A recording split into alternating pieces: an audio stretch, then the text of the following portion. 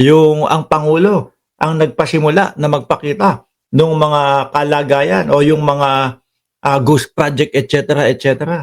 Ngayon since dumako na din po tayo diyan sa ghost project po na mga yan, mga kababayan, ako, mukhang malulungkot yung iba dito. Bakit to?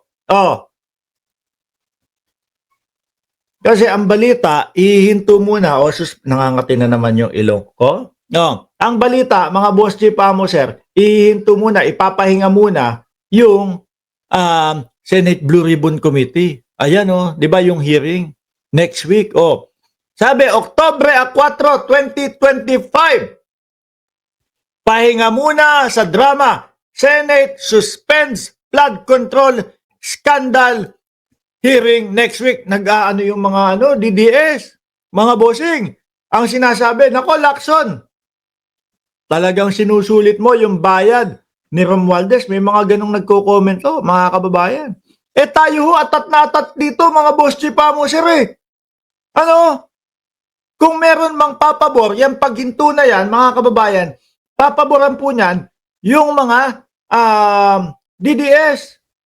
Bakit mga bossing? Tayo atat na atat na mapalabas ulit, makita ulit si Orly Gotesa na hanggang ngayon hindi makita, mga bossing.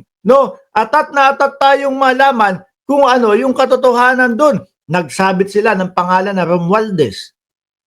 Nagsabit ng pangalan na si Ko, etc. Kailangan, sabi natin, suportahan nyo naman yung mga pinagsasasabi ninyo dyan. Di ba? So ngayon mga kababayan, simula nung nasabi na yung kanyang pagtatak o yung pinatatakan niya ay hindi totoo. Falsifikado. Peke, hindi na nagpakita. Di ba? Atat na atat tayong marinig kasi mga kababayan, yung mga banat, lalo na doon sa mga senador, with matching ebidensya, with matching mga resibo Di ba? So gusto natin makita lahat-lahat yun. Kung meron mang malungkot po dito sa pagpo-postpone o pagsuspinde nitong hearing na ito, tayo po yun, mga bossing. Mapapaisip tayo, bakit kaya? Ngayon, ito daw ang balita dyan. Sabi, Senator Sherwin Gatchalian on Saturday said the Senate Blue Ribbon Committee has decided to suspend in next public hearing on the multi-billion peso flood control scandal, which has not only exposed an intricate web of corruption in the government but also deepened the rift among some of the senators. Biruin nyo yan.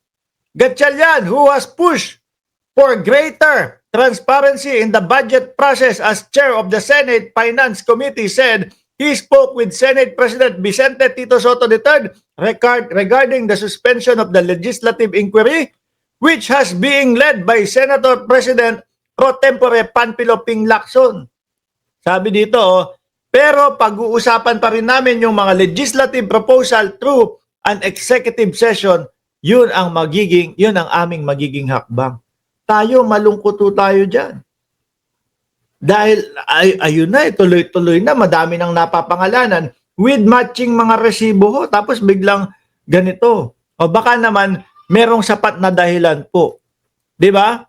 To maximize the discussion, sabi dito, to maximize the discussion, sabi po ni Senator Ping Lacson, I checked with the DOJ or Department of Justice if the supposed tell-all affidavit of the Discayas well already available. Siguro hinihintay lang yun.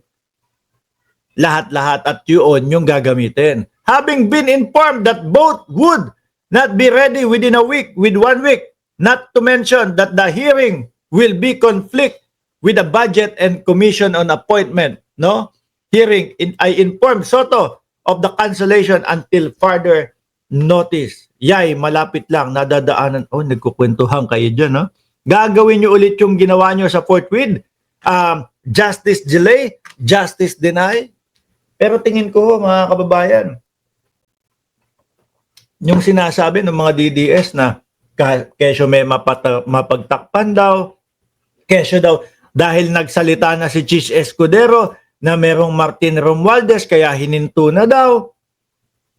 Sa atin naman mga kababayan, hinihintay lang natin yung kanilang yung kanilang mga ebidensya Hindi pwede mga bossing sa kahit na anong pagdinig, yung tipong salitaan lang po. Sinabi ni Mark Ramos, magnanakaw si Chis Escudero. Hindi naman po pwedeng ganun Kailangan po nakaakibat, nakasama yung ebidensya mga boss chief amo, sir. Hindi tatanggapin ng korte yan. Hindi tatanggapin ng mamamayang Pilipino yan. Di ba? Tayo atat na matuloy yan dahil hinihintay natin yung Orligotesa, yung Marcoleta. Tama lang yun. Kung ano-ano kasi ang pinapasok ni Marcoleta, biglang merong surprise Merong surprise na kung ano-ano. Di ba? Sabi ni Maestro, kakasawa na yung mga DDS na yan. Nangangati talaga ilong ko dito sa dulo. Ewan ko kapag ka nagla-live ako, sakto namang nangangati yan. Kayo po, ano masasabi nyo dyan, mga bossing? Tapos isa pang nalulungkot ako kasi gusto ko na mai-live. Sana maipakita ng sa taong bayan yung gagawin pong hearing ng ICI. Di ba? Nagtaka naman ako, hearing sa Kongreso, hearing sa Senado, transparent. Tapos biglang yung ICI, bigla namang, hindi po namin muna ipapakita sa mamamayang Pilipino. No, confidential muna itong ginagawa naming pag-iimbestiga.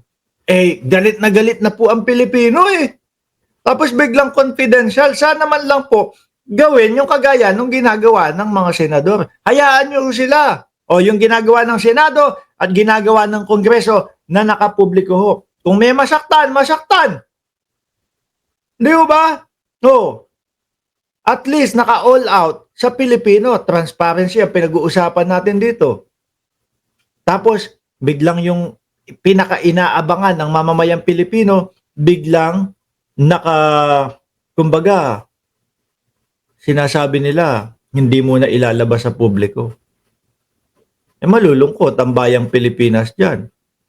Di ba? Anyway, mga bossing, asan ba tayo dito?